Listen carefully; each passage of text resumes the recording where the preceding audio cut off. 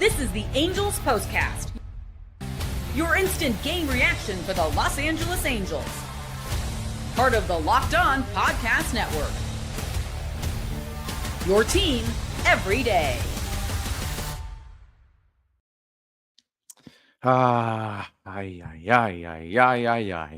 Hello, Halo Nation. Hello, Halo hopefuls, and welcome back to the latest edition of the Locked On Angels Postcast. Coming at you live, as always, after every single Angels game, right here live on the Locked On Angels YouTube channel, and after the fact, both on the channel and wherever the heck you get the Locked On Angels audio podcast feed. If you don't know who I am, what's going on, everybody? My name is Gavin Carlson, former credential journalist in the LA area, spent 4 years writing articles, conducting interviews, sitting in the press boxes, covering UCLA sports with the Daily Bruin, and now in year 2 with the Locked On Podcast Network, where it's your team every day.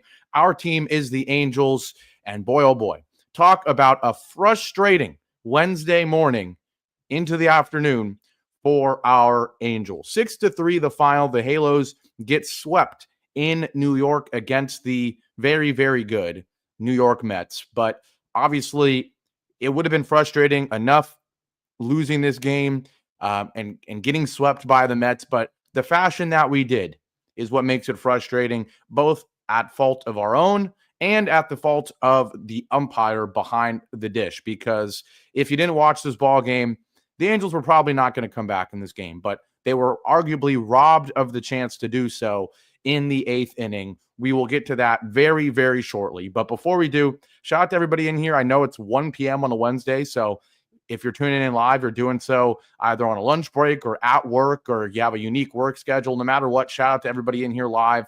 Some familiar faces, as always. I see Roman, I see Nathan, I see Stort, I see... who else do I see in here? Johnson. Always love seeing that username. Christopher's in here, and a few other familiar faces. So shout out to everybody in here live. If you're watching after the fact or live, make sure you hit that like button, comment, subscribe, all that good stuff. You can follow me on Twitter at @GavinCarlson_ as well. If you follow me on Twitter, you would see a screenshot of the worst at-bat umped at-bat I think I've ever seen. And that's where we're going to start today's show. This is what you'll be talking about. If you somehow missed this game, things really fell off the tracks for the Angels in the 8th inning. It was already unlikely that the Angels were going to come back. Let's be honest. They went into the top of the 7th inning, trailing 6-1. They did score 2 runs in the top of the 7th inning to make it 6-3. We know the Angels have had crazier comebacks this year, so it's certainly not impossible for the Angels to come back in this game. And they also had a rally going in the top of the 8th inning before the umpire took matters into his own hands in the worst way possible. The Angels started the 8th with a Taylor Ward leadoff walk after a 1-out strikeout, a strikeout from Adele and a 1-out flyout from Logan O'Hoppe. Edwin Diaz comes in for this kind of extended save opportunity. They're looking for him to get 4 outs in this one, but he comes in and immediately struggles. He hits Travis d'Arnaud with a pitch. It was a good at-bat from d'Arnaud, gets to 2-2, and then he fouls off the pitch before he's hit by a slider that, quite frankly, Diaz just completely loses control over. And that's what's interesting about not only this at-bat, but what would happen right after. Edwin Diaz comes in and immediately hits the first batter he sees, right? So you would think, if you are an umpire and you see a closer who, yes, Edwin Diaz is an elite closer, but he, like many modern day relievers and closers, control is not his strong suit, right? He throws gas. He has nasty break. It's like if you play MLB The Show, he's got 99 break. He's got 99 velocity, but the control, the walks per 9, they're probably in the 60s, right? And he comes in and drills the first guy he pitches or faces. So you would think if you're an ump, you're not giving this guy the benefit of the doubt in the strike zone. But not only does this ump give Diaz the benefit of the doubt, he gives Diaz 3 horrendous strike calls. I mean, horrendous. Like I said, go on my Twitter. You'll see I posted the screenshot from the MLB.com strike zone, summary of the at-bat. Luis Rengifo does not swing at a single pitch in this at-bat. Does not swing at a single pitch. And yet, he is rung up. I still can't believe it. 3 pitches, nowhere near the corner. On the outside corner, Diaz throws 6 pitches in this at-bat. Almost all 6, other than one horrendous fastball, nowhere near the zone. All 6 pitches, or the other 5 pitches, are right around the same area. On the outside corner, about 2 to 3 baseballs away from the outside corner. And yet somehow, some way, all 3 strikes, called strikes on pitches nowhere near the zone. First pitch, a slider, outside corner. It's not a strike. It's called a strike.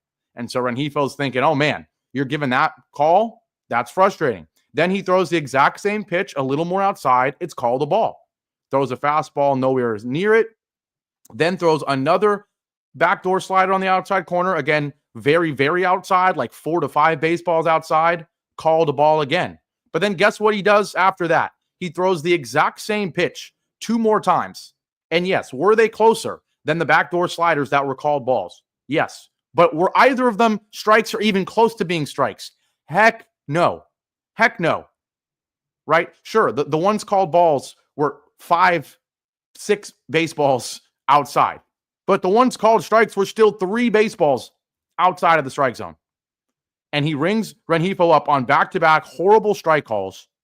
And inevitably, Montgomery is ejected after this because the Angels were robbed of a chance to have a remarkable comeback.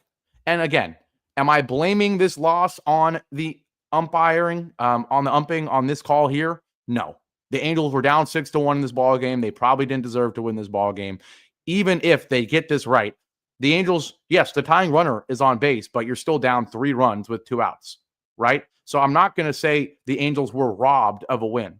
But yes, Johnson & Johnson, you're absolutely right. We were robbed of a chance. And this is an Angels team that has had more remarkable, unexpected comebacks than this one would have been. Right? Main 2 media saying, we def would have had a shot. Exactly. The tying runner would have been on base in the 8th inning. That is certainly a shot. And so it adds to the frustration of this loss and the frustration of this sweep. But it's funny, at the same time, it does give us the opportunity to get a little bit angry at something that isn't the Angels, because there's plenty to be upset about with this team alone, right? You have the second bullpen game in 3 games. It's hard to feel like a serious team when you're doing that. You get swept by the Mets. Yes, you win a series in Philly, but it's instantly countered by this horrible sweep. You've got the most important week and a half of your season coming up right before the trade deadline. There's a lot going on, and there's plenty of reasons to be negative. But at least this gives us a little bit of an opportunity to get mad at something else outside of the Angels. And what it really does is it gives the Angels one last shot. It does feel like, for multiple reasons, this next 2 series against the Mariners and against the Rangers, this is going to make or break things. Obviously, you've got the trade deadline at the end of the month. You've got a team that's now 4 games under 500, but still not completely out of it in the wild card race. You've been an average baseball team all year. And now we already knew that what happened on July 31st was going to depend on what happens in these 2 series against the Mariners and Rangers. We already knew that was going to be the case. But hey, if the Angels needed one last bit of a fire under their behind to try to make a run in these next couple of games, try to look like a team that's going to be competitive the rest of the season, well, you got it. With this sweep, if you don't respond to this sweep, to this blown call, to your manager being ejected, to a hitting coach being ejected, to all of the chaos that happened at the end of this game, well, then you are never going to bounce back and respond in these important must-win games, right? You never were going to. So, yes, would the Angels have probably lost this game anyways? Yes. Is it kind of silly to be sitting here hoping that getting screwed over by the umps and getting frustrated and having guys get ejected is going to light a fire behind us and lead us to win these games and turn this month around and suddenly buy at the deadline or something? Is that all very hopeful and maybe a little silly? Yes. But if there was ever going to be something that was going to cause the Angels to wake up, have a great couple of games against these AL West opponents, and maybe do something other than fire sale at the deadline, it's going to be, or it would be, what happened at the end of this ball game. So it's a frustrating loss. It was going to be a loss regardless, in my opinion, but we'll see if the Angels can use what happened here to light a fire and maybe turn things around the next couple of games. We're going to take our break now, but we have plenty to talk about when we come back from the break. We'll talk about really just everything that happened before that 8th inning and before the 7th inning, because let's be honest, through the first 6 innings of this ball game, the Angels did not show up. They were down 6-1, another disastrous bullpen game. And a question we want to ask: 2 bullpen games in 3 games. What does that say about the Angels franchise in the near and distant future? We'll talk about that. And of course, we'll quickly look forward to that huge AL West gauntlet after our break here on a third straight losing edition of the Locked On Angels postcast. I'll be right back. Now, on this Wednesday day game, today's show is brought to you by Monarch Money. If you ever wish managing your money felt easier, with Monarch Money, it can. Whether you're growing your savings or planning a big purchase, Monarch puts you in the driver's seat. It's like having your own personal CFO, giving you full visibility and control over your finances. Monarch Money is more than just a budgeting app. It's a complete financial command center. You can track all your accounts, investments, and spending in one place. So in addition to managing your money, you're also building wealth. I've had a couple important purchases and things going on lately in my life. Many of you know, I just bought a car, and boy, oh boy, in 2025, buying a car, it's expensive. And so certainly in the weeks leading up to that purchase, and certainly now after that purchase, I'm using Monarch Money to track my spending. What I love is everything happens in one app, right? Instead of having to use 5 apps, this one for spending, this one for future budgeting, this one for, investments and all that. No. Monarch Money, you can do it all in one place. It made it so much easier to manage my money day to day and plan for the future. So you can take control of your finances like I am with Monarch Money. Use code LOCKEDONMLB at monarchmoney.com for 50% off your first year. That's monarchmoney.com, code LOCKEDONMLB for half off your first year. Back here live with another losing edition of the Locked On Angels postcast. Angels 3, Mets 6. We already talked about the humiliating blown at bat in the 8th inning. 2 on, 2 out for Luis Rengifo, who represents the tying run. And what should have been ball 4 about 4 different times is somehow called out on strikes. 3 strikes, none of them in the strike zone, and the Angels robbed of a chance to have the bases juiced with the go-ahead run at the plate in the 8th inning. We already talked about that. Let's talk about what happened in innings 1 through 6, though, because the Angels, they elected to go with a bullpen game for the second time in 3 games. And I get it. You're coming out the All-Star break, and you didn't have a plan on your 5th starter. You have to do a bullpen game. I get it. You've got the, what's it called? You're opening up the series. You don't know who's going to be your starter, whatever. To do it again here is frustrating. It is frustrating because it just shows there's really not been much of a plan regarding your rotation, not just in the last couple of weeks, but really all season, right? We made headlines by being having one of the longest stretches of using the same 5-man rotation. There was consistency there, whether you liked it or not, right? There was consistency there. But for you to have to rely on a starter or a second bullpen game in as many series is crazy. It's crazy. I don't know. It shows that there was no plan, right? Whether it's Perry Minasian, whether it is Ron Washington, whether it's now Montgomery, there was no plan with the rotation. How do you not have a 6th starter that you can call up instead of having to use back-to-back series with a bullpen game? It's crazy to me. And so, unsurprisingly, it did not go well for the Angels. You can't get lucky against an elite lineup with a bullpen game, with a bullpen that's not good, by the way, for the 2nd series in a row. Sure, it may have worked out against the Phillies. We will take that. But man, oh man, not surprised here. Brock Burke comes in, gives up 1 run in just 1 inning. Then Sam Bachman comes in, and he actually doesn't give up a run in his 1 inning, but then Eder goes the rest of the way, and only because the game fell out of reach when he came into the ball game. And so then you figure, hey, you might as well have him just eat up the rest of the innings. it was him that immediately came in and immediately blew this one. It was 1-0 Mets going into the third. We do tie it up via a Mike Trout solo shot, home run 399 for him. And then in the bottom of the third, things fall apart. Jake Eder comes in, immediately walks Tyrone Taylor, immediately hits Brandon Nimmo, immediately gives up a base hit to Francisco Lindor to give the Mets a 2-1 lead. He gets, of all people, Juan Soto's the one guy that gets out, but then Pete Alonso comes in and really just has the nail in the coffin early in this ball game. A absolute towering 3-run shot against Eder. He gets a fastball right down the middle on 1-1, right after he just fouled off a fastball right down the middle on 1-0.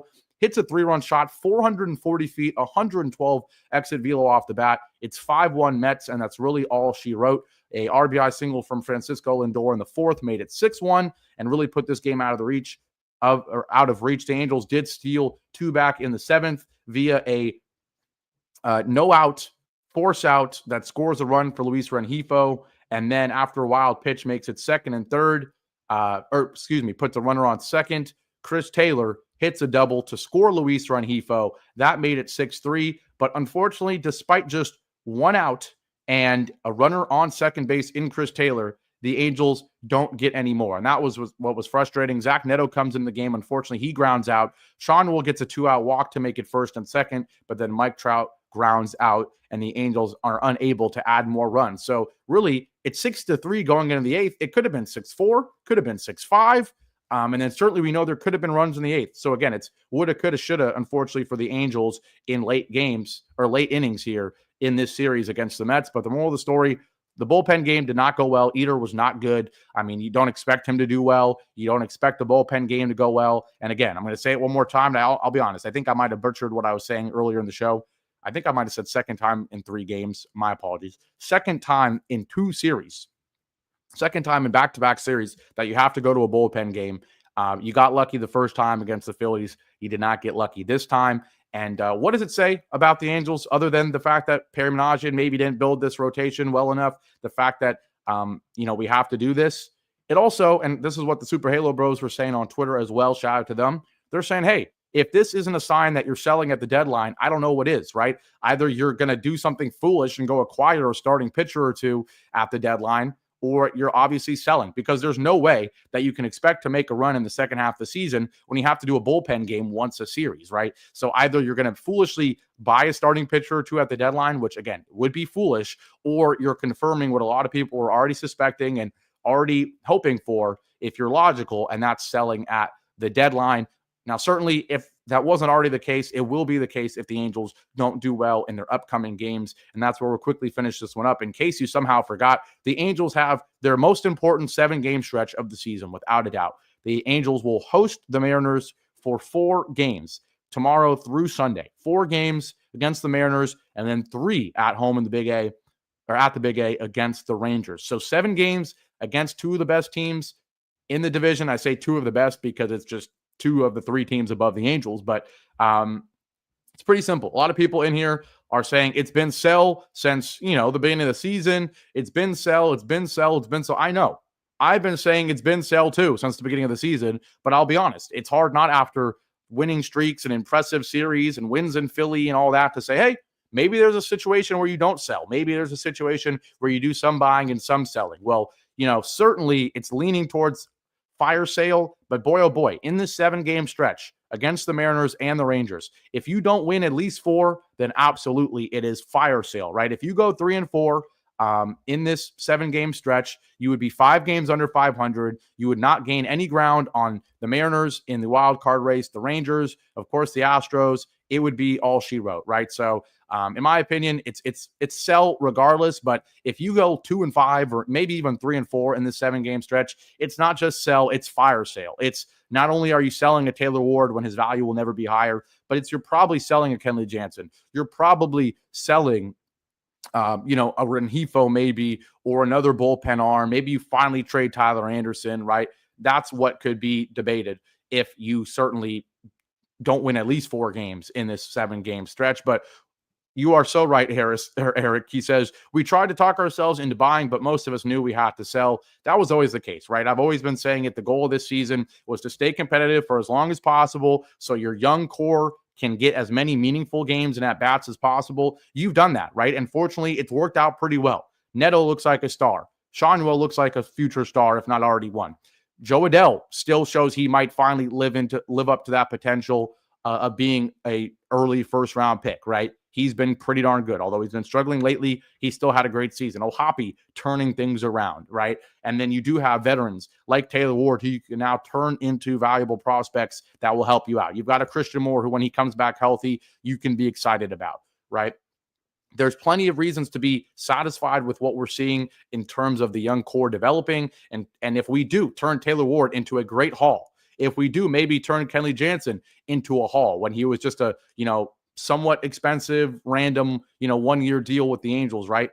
If you can turn those into prospects while your young core continues to improve, it is as successful as you could be despite not competing, right? And that's kind of what the goal was for the Angels. Of course, there was always a dream that they were going to compete. But if you're not going to compete, this would be the next best thing, which is cashing in on any of your veterans while your young core looks promising. And that's what we're hoping to continue to see with the Angels. But with all that being said, we're going to wrap this one up. Angels 3, Mets 6. The Halos get swept in New York. Let's be honest, it wasn't a horrible series. You lose by 2 runs in game 1 of the series when you collapse. You're up 5-2 late in that one. Then you blow a 2-0 lead and lose 3-2 in game 2. And then even in this one, you're arguably a correct call away from being right in there. So no reason to say this was an embarrassing, horrendous series or anything, but you did get swept. You are 4 games under 500, and you still don't look like you're going to compete anytime soon. So again, that's why we've got people in here saying, sell, sell, sell. But with all that being said, we're going to wrap it up. Shout out to everybody in here, especially the ones live at 1:30 p.m. on a Wednesday. Always appreciate that. I'll see you guys back here tomorrow. Angels Mariners, game 1 of a huge 7-game AL West homestand. First pitch 6:38. So you can expect me live around 9:15 when the game ends. Take care, everybody. Have a great rest of your Wednesday, and I'll see you back here tomorrow night. Go Angels.